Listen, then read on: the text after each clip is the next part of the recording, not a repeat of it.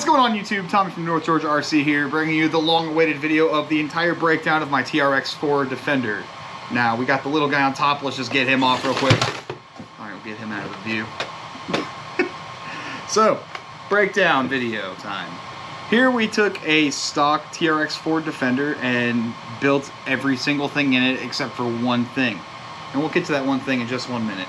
This is the same one from the two mud bogging videos.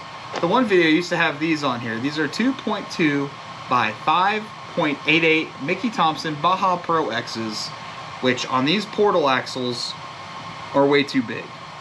I was destroying input and output gears in my portal axles left and right. Every time I would play with it, I would rip something apart. So decided to go to the 22475s. 4.75s, I think they are. 4.75s, the RC four-wheel drive mudslingers, which look like, just like Super Swampers. So full breakdown. Just take the top off here. So starting from the front, we have Trail weighted brass diff covers on the front and the rear. I also have weighted portal covers and additional bolt-on portal weights that are on the inside of the wheels that you can't see here. Then we have the axle lock deletes in here, so there's no more shift servos for the front and rear axles to lock them. Then moving forward a little bit more, moving towards the back, I have a Reefs Raw 500 steering servo. I haven't turned the BEC up yet because I'm still running the stock Traxxas shift servo for the transmission. Eventually that will also get a Reefs Micro 99, but since it's so cold out, all the crawlers and everything we're kind of putting on the back burner for now until it warms up a little bit. Moving on to the drivetrain, I have the Castle Mamba 2850 kV 4S system in here, and I run it on 4S at I think 40 or 50%. When I was running it at 100%, I was destroying everything. But I do run it on a single 4S 5000, some Amazon brand 4S battery. It gets the job done. Stock receiver.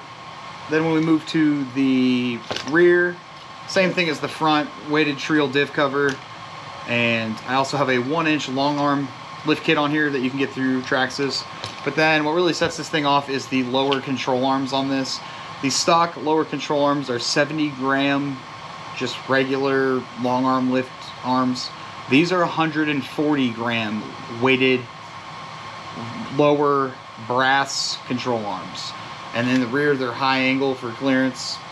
And let me see what else we have. We also have the Traxxas upgraded chromoly axle shafts for front and rear, and that helps significantly. We got the 22475 mudslingers on here with the Injora 22 wheels on here.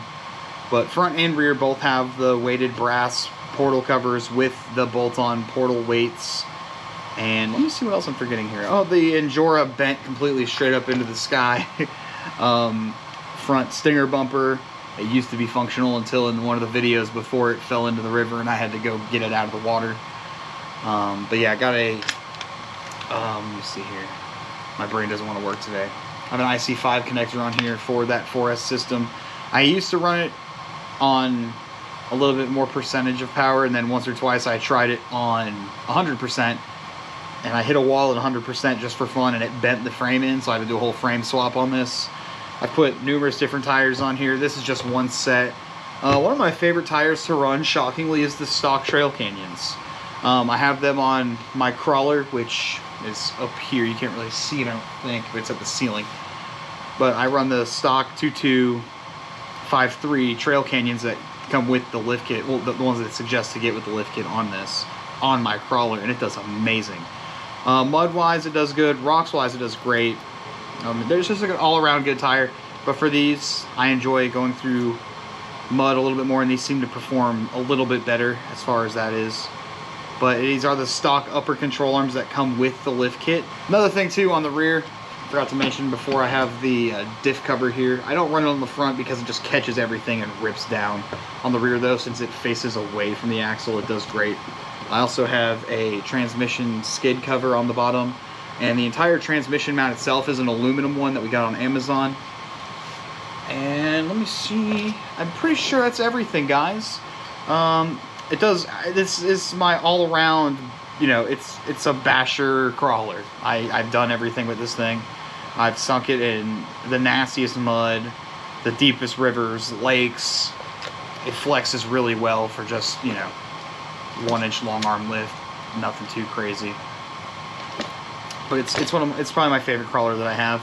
The 4-wheel steer one's super cool, but as far as all around everything, this thing just does so well, and it weighs probably 3 if not 4 times more than what it did when I first got it.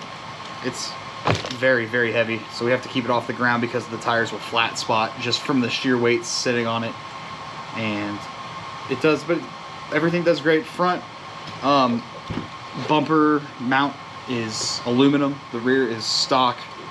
And onto the rear here, I have a little nitro piston from a Rustler that I have dangling. All right, guys, that's it for the TRX4 breakdown. Thank you. Like, comment, subscribe, share, all that good stuff. Help us get to 1,000 followers. Once we get to 1,000 followers, we might consider selling a little bit of merchandise. So keep the video, comments, and everything up.